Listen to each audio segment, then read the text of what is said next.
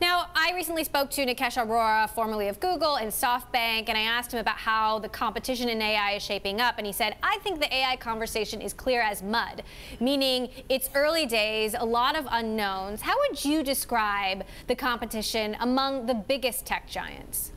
Yeah, I mean, the competition is fierce, but you should really look at the problems that people are having. And I actually think many of the key problems are not being addressed by anyone. The people problem, for instance, the collaboration between the different people in the same organization that have to solve this AI problems, there is really nothing out there. So that's one problem, for instance.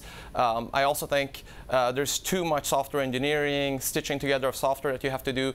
People are not attacking these problems. So for that reason, there's a huge demand out there, and that's why they're turning to our technology. So how exactly can you be something for everyone if it's so complicated and requires so much manpower? Our focus is just to simplify that as much as possible. It's assumed this technology was developed by the big companies, right? Companies like Google, they have 30,000 engineers, many of them PhDs. They've been focusing on this problem. So they take a lot of things for granted. They just assume it's really easy to do this and that.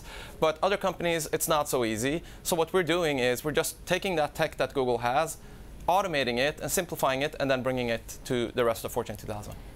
Elon Musk has painted a very doomsday scenario when it comes to the future of AI. Mark Zuckerberg, on the other hand, has said that's pretty irresponsible. What do you think?